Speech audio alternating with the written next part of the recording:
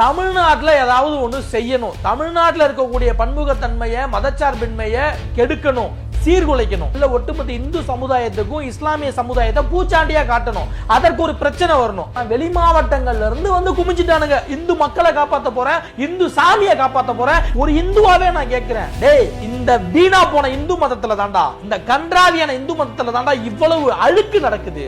இங்க எத்தனையோ கோவில்கள்ல ஒரு குறிப்பிட்ட சாதி மக்களை, இதே இந்து மதத்துல இருக்கக்கூடிய குறிப்பிட்ட சாதி மக்களை நீங்க எப்படா உள்ள விடக்கூடாதுன்னு சொல்ல முடியும்? அது என்ன உங்க கொப்ப விட்டு சொத்தாடா? டே பார்ப்பனர்களே, அது உங்க கொப்ப விட்டு சொத்தா, கோயா விட்டு சொத்தா? தேர்வை சிந்தி கட்டுன கோவில்ல நீ உள்ள நின்னுக்கிட்டு என்னை உள்ள வந்தா தீட்டுன்னு சொல்றியே அப்படின்னு குடுமையை பிடிச்சி இழுத்து போராட்டம் பண்றதுக்கு ஒருத்தன் வரலையடா. இப்படி இந்த மாதிரி ஏகப்பட்ட பிரச்சனைகள், ஏதாவது ஒரு பிரச்சனையில் அந்த சந்து முன்னணி, பொந்து முன்னணி, இந்த வெந்து முன்னணி, தமிழ்நாடு முதல்வரும் காவல்துறையும் ரொம்ப எச்சரிக்கையா இருங்க. சங்கிங்க விஷயத்துல ரொம்ப அசால்ட்டா இருந்துடாதீங்க. அயோத்தியோட மோசமான நிலைமையில கொண்டு போய் விட்டுருவானுங்க. இதெல்லாம் கூட வேடிக்கை என்னன்னா, உள்ளூர்காரன் அங்கதான் தீபம் ஏற்றணும்னு கேட்கல, வெளியூர்ல இருந்து இவங்கெல்லாம் போய் இந்து மதத்தை காப்பாற்றணும், எங்க இந்து மக்களை காப்பாற்றணும், உரிமையை காப்பாற்றணும், சாமியை காப்பாற்றணும். டேய் சாமி தாண்டா நம்மளைய காப்பாற்றணும், நாம சாமியை காப்பாற்ற கூடாதுடா. நம்மளை ஏற்றி விட்டு, நம்மளை தூண்டி விட்டு, இங்க ஒரு பிரச்சனையை உருவாக்கி நம்மளை கேசு வாங்க வச்சு நம்ம வாழ்க்கையை கெடுத்துருவானுங்க. கடைசியில் ஒன்று வரமாட்டான், அவன் ஏசி ரூம்ல படுத்துக்கிட்டு டாட்டா காமிச்சிட்டு ஹாய் ஜெய் ஸ்ரீராம் முருகா அப்படிமா, நாம ஜெயில படுத்துக்கிட்டு சங்கி சகவாசம் குலநாசம்.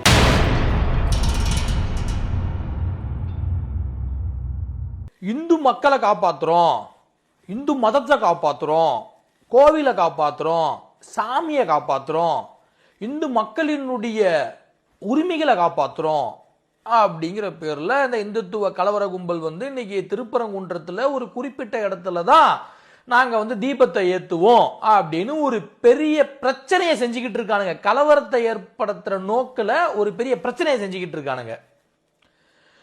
என்னன்னாங்க, அயோத்தியில் நடந்தது எல்லாத்துக்குமே தெரியும், அடுத்தது நிறைய இடங்கள்ல நடந்தது எல்லாத்துக்கும் தெரியும்.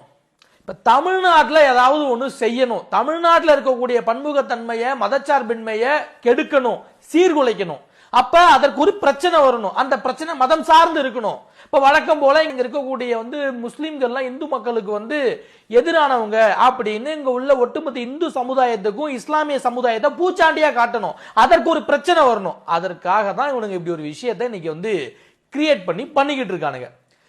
இப்ப அந்த உண்மையாலுமே இவங்க சொல்லக்கூடிய தர்காவுக்கு பக்கத்துல இருக்கக்கூடிய அந்த தூண்ல தான் விளக்கு ஏத்தணும், தீபம் ஏத்தணும் அப்படின்னு இவனுங்க காலங்காலமா அங்கதான் ஏத்திக்கிட்டு இருக்குன்னு இவனுங்க வந்து சொல்றது ஒருவேளை உண்மையாக இருந்தால், இஸ்லாமிய சமூகம் அதற்கு எதிர்ப்பு தெரிவிக்க போறது அல்ல. அப்படியே அந்த இஸ்லாமிய சமூகத்துல யாராவது ஒருத்தன் வந்து பிரச்சனை செஞ்சாலும் அங்க உள்ள பெரியவங்களே அதை சத்தம் போட்டு பேசி முடிச்சிருவாங்க. நான் பார்த்த வரைக்கும் அப்படிதான். இங்க உண்மையான இஸ்லாமிய மக்கள்கிட்டையும் இந்து மக்கள்கிட்டையும் பிரச்சனை இல்ல, ஈகோ இல்ல, பிடிவாதம் இல்ல, மதவெறி இல்ல. ஆனா அந்த இந்துத்துவ காரணங்க இருக்கானுங்களே, இந்துத்துவ சங்கி கும்பலுங்க, இவனுங்க சொல்ற அந்த தூணானது அது வந்து ஒரு வந்து எல்லைக்கல், சர்வே பண்ணக்கூடிய ஒரு கல். நீங்க அந்த வந்து தூணை தாண்டி 2-3 அடி போனீங்க அப்படின்னா அதுல பாதாளம், அதுதான் எல்லைக்கல், அதுதான் சர்வே கல். இது வந்து ஆங்கிலேயன் காலத்திலேயே இதற்கு உண்டான வந்து ஆதாரங்கள்லாம் இருக்கு அப்படின்னு அங்க மதுரையில் இருக்கக்கூடிய வழக்கறிஞர்கள் பெரியவர்கள்லாம் சொல்றாங்க, இந்து மதத்தை சார்ந்த வழக்கறிஞர்கள்லாம் சொல்றாங்க. இப்ப அங்க இருக்கக்கூடிய அந்த மதுரையை சேர்ந்தவங்களோ இல்ல வந்து திருப்பரங்குன்றத்தை சேர்ந்தவங்களுக்கோ இங்கதான் விளக்கு ஏத்தணும், இந்த தர்கா முன்னாடி தான் ஏத்தணும், இங்கதான் பிரச்சனை பண்ணணும், நாங்கெல்லாம் யாருன்னு காட்டணும் அப்படிங்கிற எண்ணம் இல்ல. யாரானா வெளி மாவட்டங்கள்ல இருந்து வந்து குமிச்சிட்டானுங்க, இந்து மக்களை காப்பாத்த போறேன், உரிமையை காப்பாத்த போறேன், இந்து சாமியை காப்பாத்த போறேன், கடவுளை காப்பாத்த போறேன். இப்படி அங்க நிக்கிற ஒவ்வொருத்தண்டையும் நான் கேட்கிறேன், ஒரு இந்துவாவே நான் கேட்கிறேன், டேய் காதல் பண்ணா வெட்டி கொல்றான்டா, காதல் பண்ணி கல்யாணம் செஞ்சுக்கிட்டா வெட்டி கொல்றான்டா, இந்த வீணா போன இந்து மதத்துல தாண்டா, இந்த கன்றாவியான இந்து மதத்துல தாண்டா இவ்வளவு அழுக்கு நடக்குது, இவ்வளவு அசிங்கம் கொலைகள் நடக்குது. இந்து மதத்தை சேர்ந்த ஒரு குறிப்பிட்ட சாதியை சேர்ந்த ஒரு பையன் அதே இந்து மதத்தை சேர்ந்த குறிப்பிட்ட சாதியை சேர்ந்த ஒரு பொண்ணை காதல் செஞ்சு கல்யாணம் செஞ்சா வெட்டி கொல்றான். அதே அதே வந்து இந்து மதத்தை சேர்ந்தவன் தான் அதே வந்து இந்து மதத்தை சேர்ந்த இளைஞனையும் சில சம்பவங்கள்ல அந்த பொண்ணையும் சேர்த்து கொள்றான். அன்னைக்கு இந்த மாதிரிலாம் வந்து இந்து இளைஞர்களை காப்பாற்ற போறேன், இந்து மதத்தை காப்பாற்ற போறேன், மக்களை காப்பாற்ற போறேன். ஏன்டா அன்னைக்கு எவனு வரல? ஏன்டா அன்னைக்கு எவனு இந்த மாதிரிலாம் போராட்டம் செய்யல? இங்க எத்தனையோ கோவில்கள்ல ஒரு குறிப்பிட்ட சாதி மக்களை, இதே இந்து மதத்தில் இருக்கக்கூடிய குறிப்பிட்ட சாதி மக்களை கோவிலுக்குள்ள விடாம ஒரு குறிப்பிட்ட சமுதாய மக்கள் வந்து தடுக்கிறானுங்கடா. கோர்ட் வரைக்கும் போறானுங்க, பிரச்சனை பண்றானுங்க, வம்புழுக்கிறானுங்க, உள்ள வந்தா தீட்டுங்கிறானுங்க. அவன் முஸ்லீமை தடுக்கல, அவன் வந்து கிறிஸ்டியனை தடுக்கல. தடுக்கிறவன் அவன் யாரை தடுக்கிறான்னா, நீங்க சொல்ற இந்து மக்கள்ல இருக்கக்கூடிய ஒரு குறிப்பிட்ட சமுதாய மக்களை தான் தடுக்கிறான். அப்படி அந்த குறிப்பிட்ட சமுதாய மக்களை கோவிலுக்குள்ள போக கூடாதுன்னு யார் தெரியுமா தடுக்கிறா? ஒரு இஸ்லாமிய தடுக்கல, ஒரு கிறிஸ்துவன் தடுக்கல, ஒரு கடவுள் மறுப்பாளன் தடுக்கல. தடுக்கிறவன் நீ சொல்ற சோ கால்டு வீணா போன அந்த கன்றாவி பிடிச்ச அந்த இந்து மதத்தை சேர்ந்த அதுல இருக்கிற ஒரு குறிப்பிட்ட சமுதாயத்தை சேர்ந்தவன் தான் தடுக்கிறான்.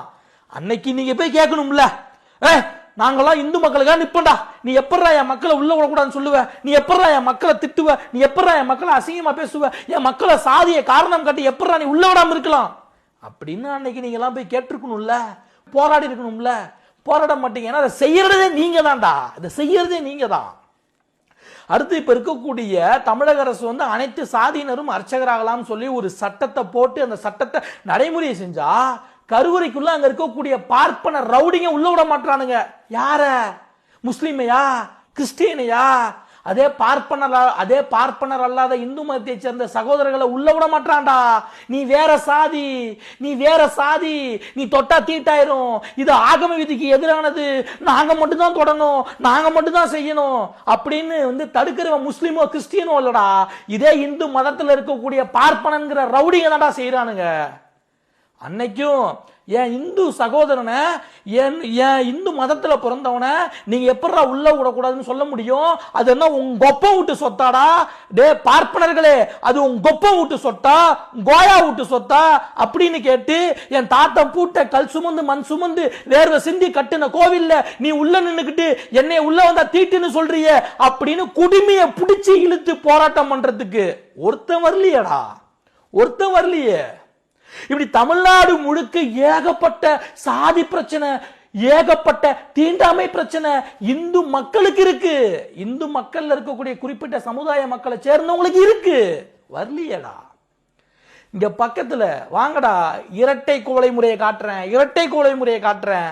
அவனும் இந்து தான், டீ விக்கிறவனும் இந்து தான், டீ குடிக்கிறவனும் இந்து தான். ஆனா அதுல ஒரு சாரார் இந்துக்கு ஒரு விதமான கிளாஸும், ஒரு சாரார் இந்துக்கு ஒரு விதமான கிளாஸும் இப்படி கொடுத்துதான்டா டீ குடுக்குறானுங்க.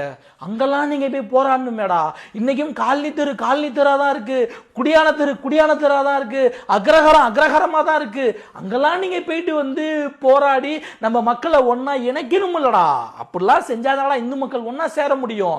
இப்படி இந்த மாதிரி ஏகப்பட்ட பிரச்சனைகள், ஏதாவது ஒரு பிரச்சனையில் அந்த சந்து முன்னணி, பொந்து முன்னணி, இந்த வெந்து முன்னணி, இந்த பாஜக, இந்த சங்கி பேளுங்க ஒருத்தன் வந்து நின்றுப்பீங்களாடா? ஒருத்தன் நின்றுப்பீங்களா? இந்த இந்து மக்களுக்காக பாதிக்கப்பட்டு இருக்க, பாதிக்கப்பட போற இந்த இந்து மக்களுக்காக ஒருத்தன் நின்றுப்பீங்களாடா? கேட்டிருப்பீங்களாடா? ஏன்னா அதெல்லாம் செய்யறதே நீங்க தான்டா, செய்யறதே நீங்க தான். இதெல்லாம் சாமியை காப்பாத்துறேன், கடவுளை காப்பாத்துறேன், இந்து மதத்தை காப்பாத்துறேங்கிற பேர்ல இதெல்லாம் செய்யறதே நீங்க தான்டா. இந்த அடக்குமுறைகளை, காட்டு மிராட்டித்தனங்களை, சாதிய கொடுமைகளை செய்யறதே நீங்க தான்டா. இதை செய்ய சொல்றதுதான் இந்து மதம். இந்து மதம் சொல்லல, இந்து மதம் சொல்றதா பார்ப்பனம் எழுதி வச்சிருக்கான், அவன் சொல்றான், அவன் உருவாக்கி வச்சிருக்கான் அந்த கட்டமைப்பு. அப்ப அதெல்லாம் ஏத்துக்கிறவனுங்க நீங்க இப்படிதான் இருப்பீங்க. இப்ப இங்கெல்லாம் எங்கேயுமே வரல. இதெல்லாம் மக்களுடைய வாழ்வாதாரம் சார்ந்த பிரச்சனை, மக்களுடைய சுயமரியாதை சார்ந்த பிரச்சனை. ஆனா அங்க அது ஒரு சர்வே கல்லு. அங்க வந்து விளக்கு காலங்காலமா ஏத்தல. ஆனா அங்கதான் ஏத்தணும், அங்கதான் விளக்க போடுவோம், அங்கதான் முருகா இருக்காரு, அங்கதான் எங்களுக்கு. ஏண்டாடே இந்த திருப்பரங்குன்றம் உள்ள கருவறையில நம்மளால போக முடியுமாடா? நம்மளால அங்க நிக்கிற பார்ப்பனர் அல்லாத நம்மளால அதுக்குள்ள போக முடியுமா? இல்ல அங்க நிக்கிறவங்களாம் நான் சொன்ன பிரச்சனைகள் எங்கேயாவது இந்து மக்களுக்காக வந்து நின்றுக்கியா? சாதி பிரச்சனை கேட்டிருக்கியா? ஏன்னா நீ சாதி புத்தியோட தான் இருப்ப, நீ எப்படி கேட்ப? அப்ப இப்படி ஒரு சூழல்ல இன்னைக்கு வந்து தமிழ்நாடு அரசு வந்து ஒரு உண்மையாலுமே சொல்றேங்க, ஒரு மிகச்சிறப்பான ஒரு நடவடிக்கை எடுத்திருக்காங்க. விட முடியாதுன்ட்டாங்க. யாருங்க அதெல்லாம் முடியாது. அப்பீல் போயிருக்கோம், 144 தடை போட்டிருக்கோம். லேண்ட் ஆர்டர் பிரச்சனை, உள்ள விட முடியாது. கட்ஸ் இதை உண்மையிலே நாம பாராட்டுறோம், வரவே இருக்கிறோம். இப்ப இந்த வீடியோ மூலியமா நம்ம சொல்றது என்னன்னா, தமிழ்நாடு முதல்வரும் காவல்துறையும் ரொம்ப எச்சரிக்கையா இருங்க. சங்கிங்க விஷயத்துல ரொம்ப அசால்ட்டா இருந்துடாதீங்க. அயோத்தியோட மோசமான நிலைமையில கொண்டு போய் விட்டுருவானுங்க. ரொம்ப விழிப்போட இருங்க. மிஸ்டர் ஸ்டாலின் அவர்களே, உங்களுக்கு கீழே இருக்கக்கூடிய அதிகாரிகள் எல்லாத்தையும் நம்பிடாதீங்க. அதுல பெரும்பாலான ஆட்கள் சங்கி ஆட்கள் பூந்துட்டானுங்க. உங்களுக்கு கீழே இருக்கக்கூடிய அமைச்சர்மார்களை பெரும்பாலும் நம்பாதீங்க. ஏன்னா அவங்கள நிறைய பேருக்கு சங்கிகளை பத்தின புரிதல் இல்ல, சீரியஸ்னஸ் இல்ல. அங்கேயும் சாதி பிரச்சனைகள் இருக்கு, அவர்களுக்குள்ளும் சாதியம் இருக்கு. அப்ப நீங்க இன்னும் ரொம்ப விழிப்போடு ரொம்ப தீர்க்கமா இதற்கு சமூக நீதி பேசக்கூடிய, இதற்கு சமத்துவம் பேசக்கூடிய அதிகாரிகளை வச்சுதான் நீங்க இந்த வேலையை இனிமேலும் தொடர்ந்து செய்யணும்னு நாம சொல்ல வரோம். இவனுங்களை கொஞ்சம் விட்டீங்கன்னாக்க செதைச்சிருவானுங்க. தமிழ்நாட்டினுடைய அமைதியை நிம்மதியை செதைச்சிருவானுங்க. தமிழ்நாட்டினுடைய பன்முகத்தன்மையை மதச்சார்பின்மையை செதைச்சிருவானுங்க. சனநாயகத்தை செதைச்சிருவானுங்க. எங்க முஸ்லீமும் இந்துவும் அடிச்சுக்கணும் வெட்டிக்கணும் அப்படி ஒரு நிலைமையில கொண்டு வந்து விட்டுருவானுங்க. இதுல வேடிக்கை என்ன தெரியுமா சார், இஸ்லாமிய மக்களுக்கே அந்த தர்கா மேல நம்பிக்கை கிடையாது. அதுல ஒரு குறிப்பிட்டவங்க தான் அந்த தர்கா வழிபாட்டின் மீது நம்பிக்கை கொண்டு போறாங்க. இதுல இன்னொரு வேடிக்கை என்னன்னா, இந்து மக்களே அந்த தர்காவுக்கு அதிகமா போறது இந்து மக்கள் தான். அங்க கெடா வெட்டி வழிபடுறதும் இந்து மக்கள் தான் அங்க தர்காவுல. இதெல்லாம் கூட வேடிக்கை என்னன்னா, உள்ளூர்காரன் அங்கதான் தீப ஏத்தணும்னு கேட்கல.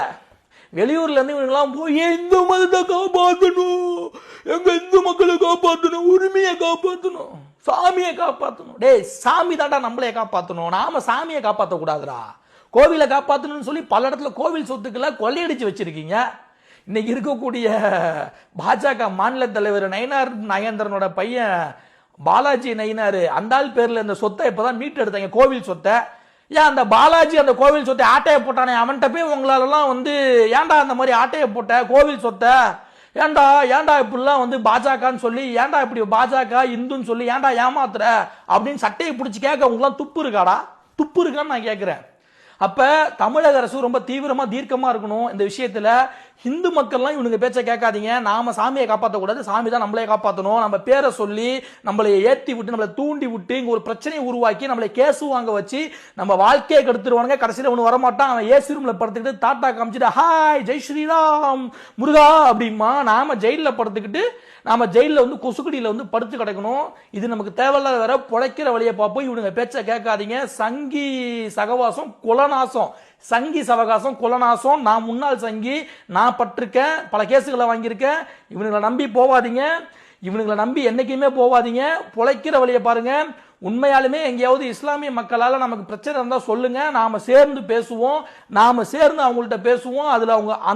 அதுல உள்ள பெரும்பாலான ஆட்கள் நம்ம கூட சுமூக நட்புறவையும் நமக்கு பிரச்சனை இல்லாத நாம ரெண்டு பேரும் இணக்கமா இருக்கணுங்கிறத விரும்புறாங்க. அங்க உள்ள பெரியவங்கள இந்த பிரச்சனைகளை பேசி தீர்த்து முடிச்சு கொடுப்பாங்க.